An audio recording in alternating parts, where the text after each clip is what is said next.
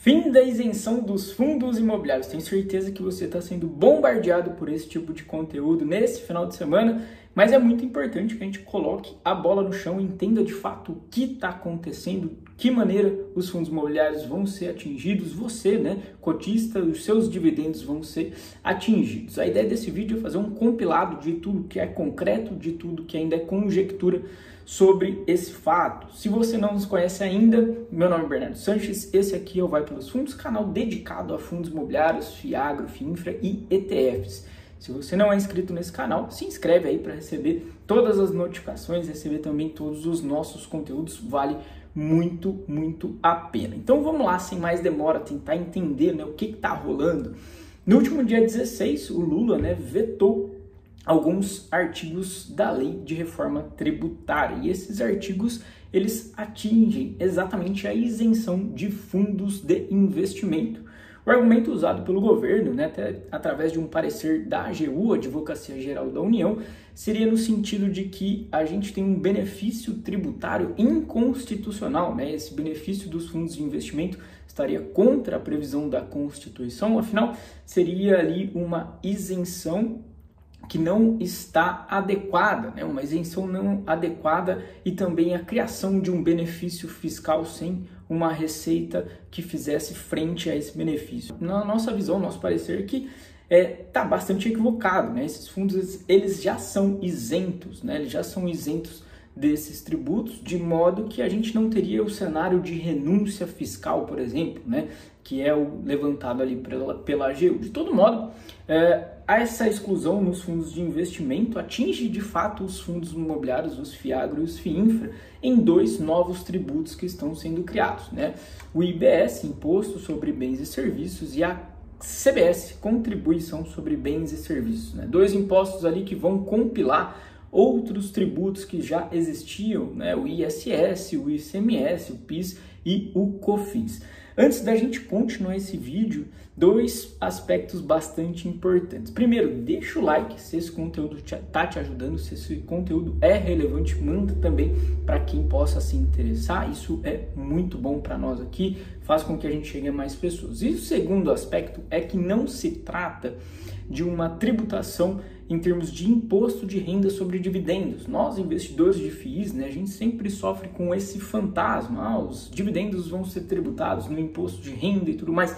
Não, nada disso está sendo alterado, Não se refere a imposto de renda e não se refere, de fato, à tributação do dividendo, O que está realmente rolando, Esses dois tributos que eu falei para você, eles sendo inseridos na receita dos fundos imobiliários. Então, se você tem, por exemplo, um fundo imobiliário de tijolo, que trabalha basicamente com a locação de imóveis, essa receita de locação está sendo tributada. Ou nos fundos de papel, que tem basicamente ali o desconto, a securitização de recebíveis futuros, para você receber os dividendos desses CRIs, esse desconto, esse serviço também estaria sendo tributado. Então, de certa maneira, indiretamente, o nosso dividendo ele vai ser tributado, não diretamente, seria na receita dos fundos imobiliários. Bom, então quais seriam os impactos nos fundos imobiliários a partir dessa tributação? O fato é que, pessoal, existe muita dúvida sobre tudo isso, A gente tem algumas regras de transição para acontecer segundo a própria norma. Essas transições podem demorar até 2032. Existem também algumas previsões de redutores dentro da própria norma. Existe uma dinâmica de compensação tributária para o locatário. E, por fim, ainda dependemos de algumas normas futuras regulamentadoras, A gente tem essa lei complementar e depois virão novas normas que vão regulamentar de fato as alíquotas, as bases de cálculos desses tributos, De modo geral, há quem diga que essas receitas, elas seriam ali atingidas entre 8% e 10%. Por quê?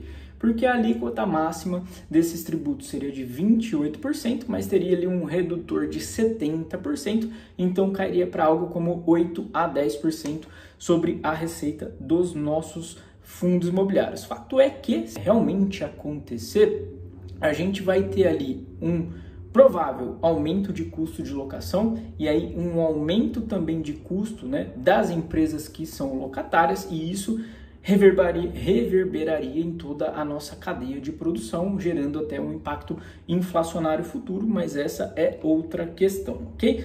Desdobramentos, né? Desdobramentos de tudo isso que vem acontecendo. Bom, a Anbima, né, no dia 17, no dia seguinte, já se posicionou muito forte, né? Isso foi bem bacana, a Anbima muito rápido, defendendo ali o mercado de capitais, trouxe até uma palavra que me chamou bastante atenção, né? Eles dizem que se essa tributação seguir, talvez torne inviável, né, inviável a aplicação em fundos de investimento, né? Eles deixaram claro que essa diminuição de rentabilidade através de tributação pode tornar realmente o investimento em fundos, né, algo pouco atrativo, tá? Na sequência também a Frente Parlamentar do Agronegócio, né, que trabalhou muito para a gente ter a aprovação da Lei dos FIAGRO lá em 2021, também se manifestou muito fortemente na tentativa de articular uma derrubada do veto, né? Derrubada dessa posição do governo, dessa alteração feita pelo governo na lei de reforma tributária. Inclusive, né, a FPA se manifestou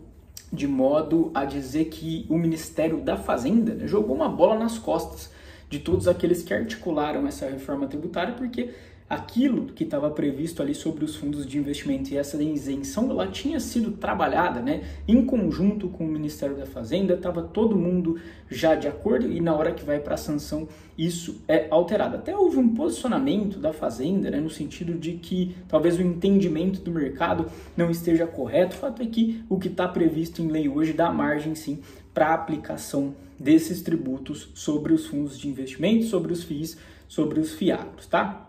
E a partir de agora, o que vai acontecer a partir de agora? Bom, esse projeto de lei foi sancionado, virou lei, só que como ele teve alterações através, né, dessa sanção e desses vetos do governo, ele retorna para o Congresso e o Congresso vai analisar exatamente esses vetos. E aí o Congresso pode manter esses vetos e a lei sancionada da forma que foi vai passar a viger, vai vigorar normalmente, ou então o Congresso ele pode derrubar esses vetos e a lei retornaria àquela previsão inicial, mantida então a isenção no IBS e no CBS dos fundos de investimento, tá? A gente, claro, vai ter muita negociação, muita questão ali envolvendo todos os parlamentares, só para você entender. Agora a gente vai ter uma reunião conjunta, né, o que a gente chama de sessão conjunta lá no Congresso Nacional, unindo deputados e senadores, então a gente vai ter Câmara dos Deputados e Senado juntos e a gente precisaria ali de